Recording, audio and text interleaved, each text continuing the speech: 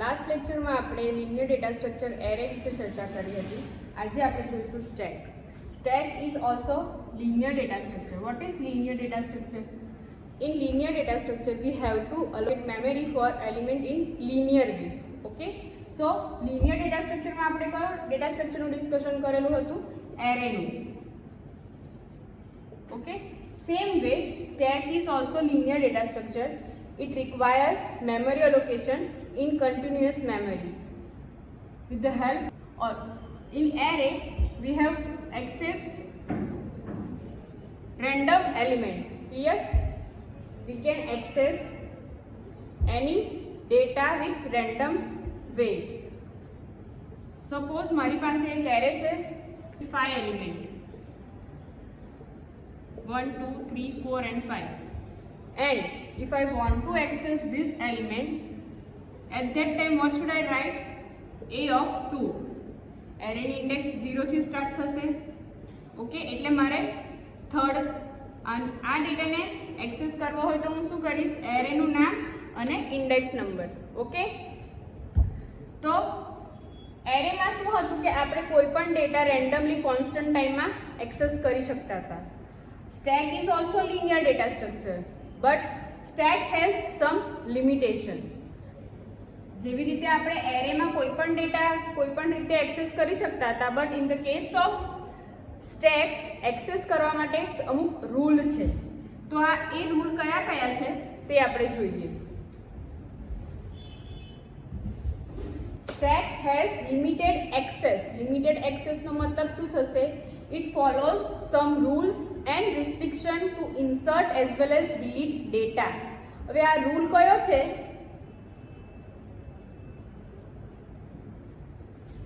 We can insert and delete data at one end only.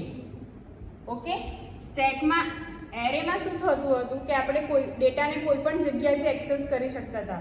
We can say that is our random access. But in the case of stack આપણે એક જ બાજુથી insert કરી શકીએ અને એ જ બાજુથી એક જ બાજુથી ડિલીટ કરી શકીએ. So there is rule for insertion and deletion of data. Deletion are performed at one end only.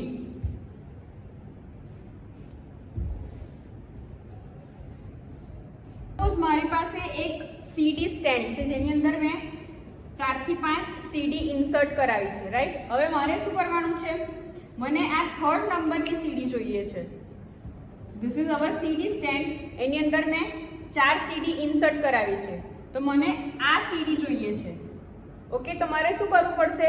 પહેલા આ બધી સીડીને રિમૂવ કરવી પડશે, પછી જ હું આ સીડી પર પહોંચીશ અને પછી હું આ સીડીને એક્સેસ કરી શકીશ. Okay, so we can remove CD from one end. Same વસ્તુ મારે હવે એક નવી સીડી એડ કરવી છે અહીંયા, તો હું ક્યાંથી કરીશ? એના ટોપ પરથી જ કરીશ. ઓકે, નીચેથી બોટમથી નહીં હું ઇન્સર્ટ કરી શકું, નહીં રિમૂવ કરી શકું.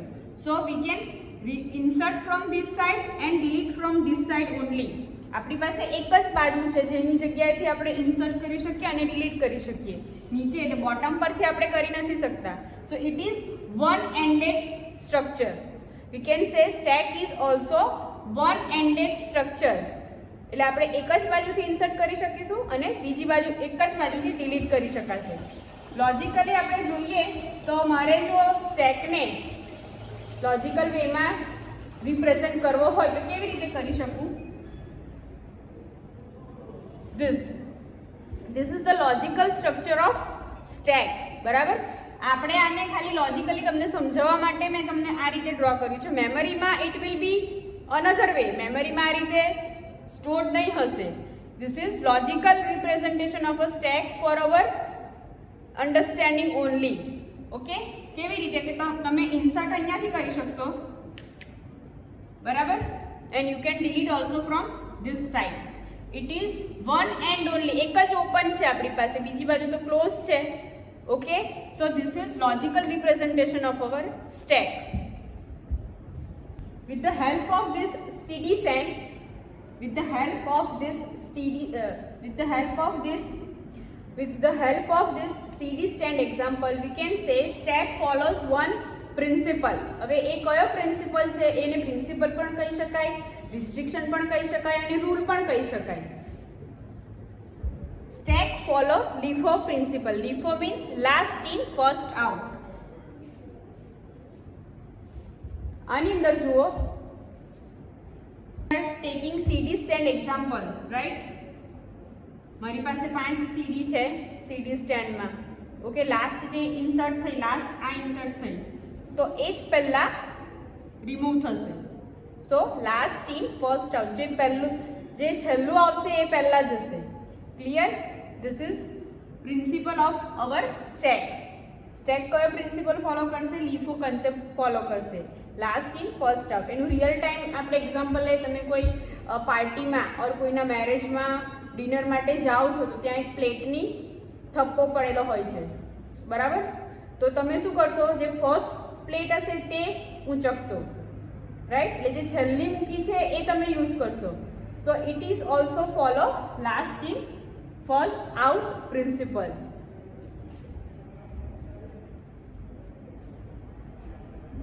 Sorry, stack is a container which has only one open end. For stack, we can say stack is a container which has only one open end. Okay, we have only one side open from which we can insert and delete our data. There is no another way. Bottom is closed, so we can say it is a only one open-ended container. On stack, first one is push and second one is pop. Okay, push means we have to insert element in stack, and pop means we will delete element from the stack. There are two fundamental operation which is performed on stack: push operation and pop operation. હવે push operation શું કરશે?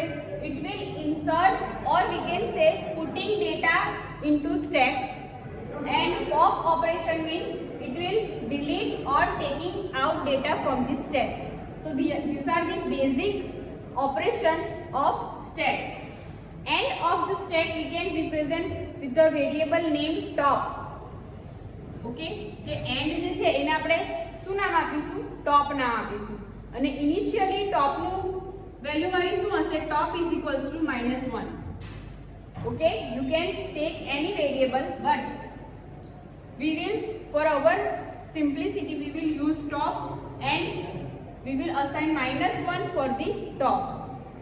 Okay, that push, pop and other also, but these two operations are basic operations of stack. આપણે ચર્ચા કરી push અને pop શું કરે છે, બરાબર? હવે પુશ જે ઓપરેશન છે એમાં આપણે ડેટા ઇન્સર્ટ કરવાના છે.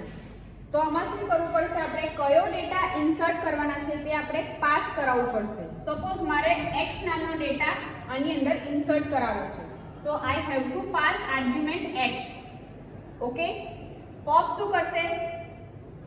ડિલીટ કરશે. બટ શું ડિલીટ કરશે? It will return topmost, it will delete topmost element of our stack, બરાબર? તો આપણે શું કરવાનું છે? પોપમાં આપણે કેમ કોઈ વસ્તુ પાસ નથી કરતા?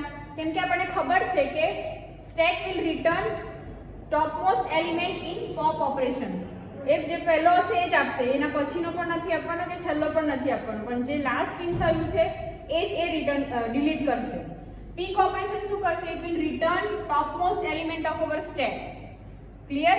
જે ફર્સ્ટ ટોપમોસ્ટ પર હશે એ રિટર્ન કરશે. There is difference between pop and peek. Pop શું કરશે? ડિલીટ કરશે. સપોઝ મારી પાસે સ્ટેક છે જેની સાઇઝ 4 છે, જેની અંદર હું 4 એલિમેન્ટ ઇન્સર્ટ કરાવું છું. Okay, if I call or if I perform pop operation, જો હું pop operation perform કરીશ તો શું થશે? it will delete topmost element, બરાબર? topmost element મારો કયો છે? તો 4, તો 4 delete થઈ જશે. but in the case of peak operation it will return without deleting. Okay, suppose હું હવે પીક ઓપરેશન પરફોર્મ કરું છું તો શું થશે? 3 રિટર્ન થશે, પણ 3 અહીંયાથી ડિલીટ નહીં થાય.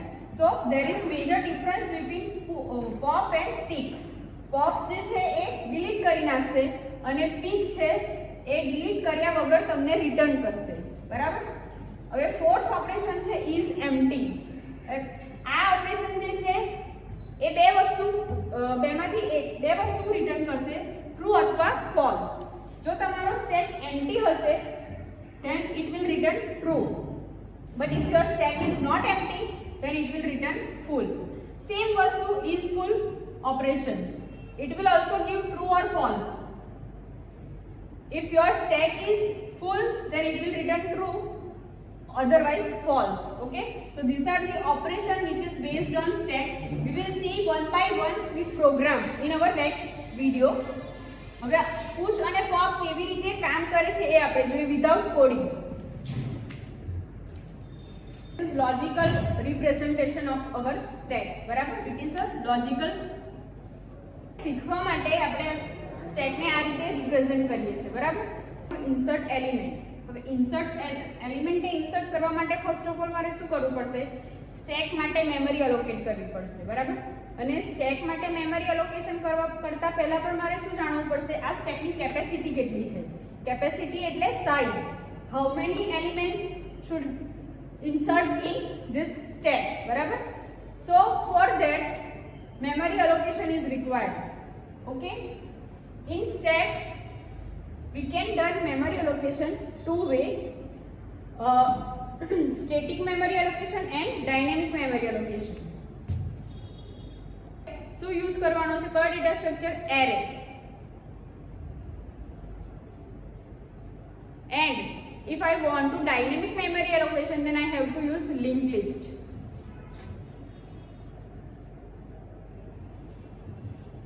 In this video we will go with array. Static allocation કરીશું using array કરીશું. Okay, 5 નો મતલબ શું થશે? I can insert maximum 5 element in this stack. બરાબર.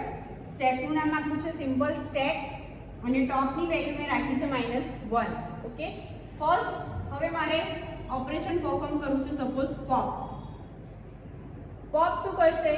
it will delete topmost element of our stack. હવે આ જે સ્ટેક છે it is empty. Clear? So at this time underflow condition will arise. જ્યારે તમે ખાલી સ્ટેકમાં કોઈક એલિમેન્ટને ડિલીટ કરવા જઈ રહ્યા છો at that time underflow condition will arise. Okay, suppose second operation હું insert કરાવું છું push. If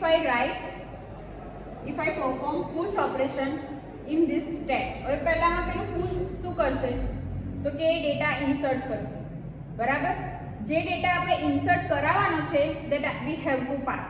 સપોઝ મારે 2 ને આની અંદર ઇન્સર્ટ કરાવવું છે તો હું શું કરીશ? પહેલા first of all top plus plus કરાવીશ. First of all I will increase top.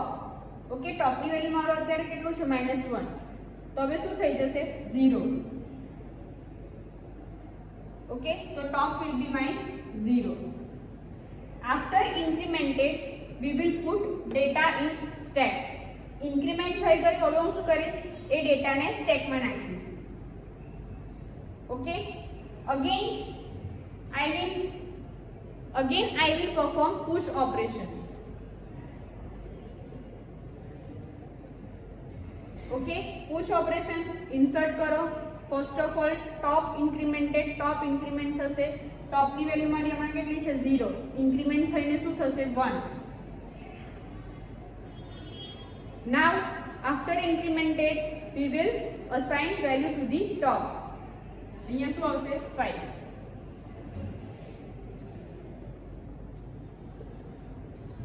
Again I will perform push operation. Same, increment top and put the value. Clear? Now I will perform pop operation. પોપમાં મેં કોઈ value pass નથી કરી. કેમ? પોપમાં મેં કોઈ value assign નથી કરી, પોપમાં મેં કોઈ વેલ્યુ પાસ નથી કરી. કેમ?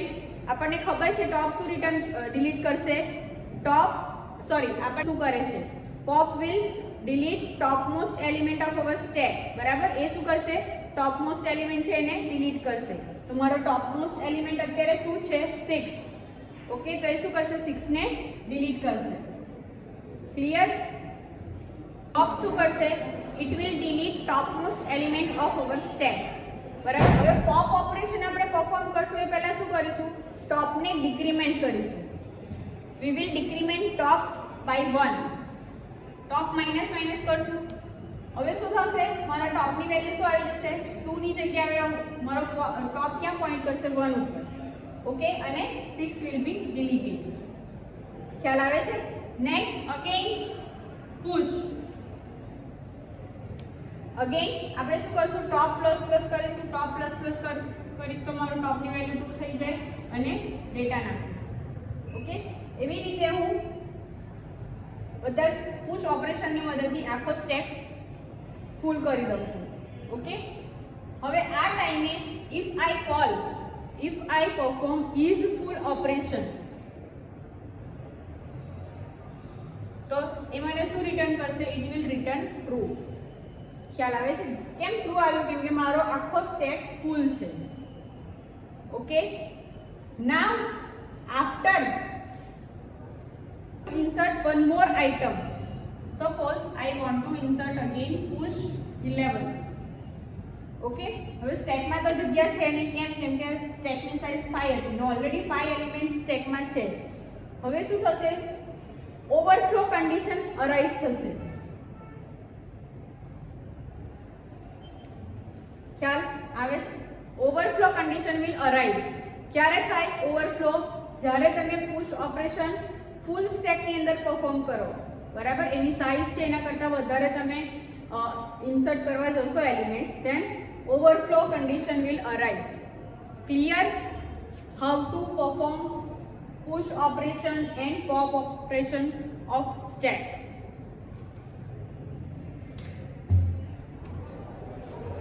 તો ઓવરફ્લો અને અંડરફ્લો કન્ડિશન અરાઇઝ થાય છે. ઓવરફ્લો ક્યારે થશે, જ્યારે પુશ ઓપરેશન પરફોર્મ કરશું ત્યારે.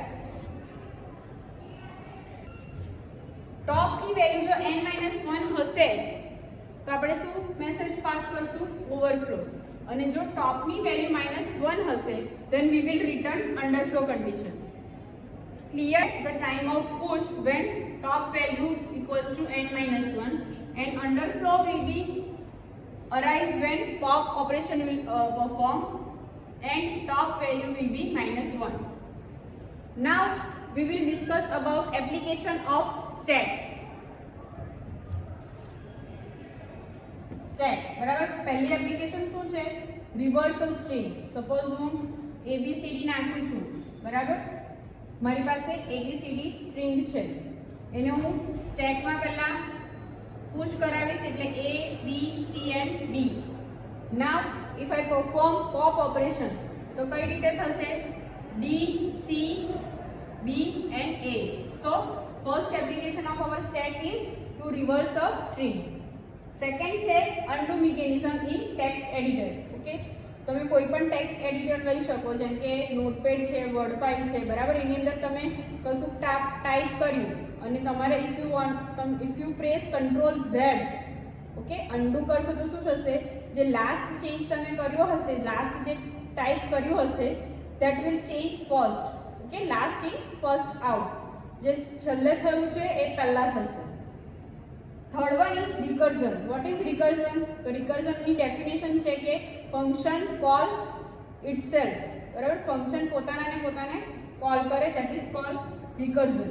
હવે રિકર્ઝનમાં જે ફંક્શન કોલિંગ હશે એનું જે રિઝલ્ટ આવશે that will store in stack. Okay, so third application of a stack will be recursion. Fourth, to check balance parenthesis. તમે તમારો C નો પ્રેક્ટિકલ લખો છો ત્યારે કર્લી બ્રેકેટ આવે છે. બરાબર, તો એ કર્લી બ્રેકેટના બેલેન્સ માટે આપણે એને ચેક કરવા માટે કે દરેક ઓપનિંગ કર્લી બ્રેસીસનો દરેક ઓપનિંગ કર્લી બ્રેકેટનો ક્લોઝિંગ કર્લી બ્રેકેટ છે કે નહીં, એ કોના દ્વારા ચેક કરવામાં આવે છે, તો કે સ્ટેક દ્વારા. ફિફ્થ છે infix to postfix and prefix evolution.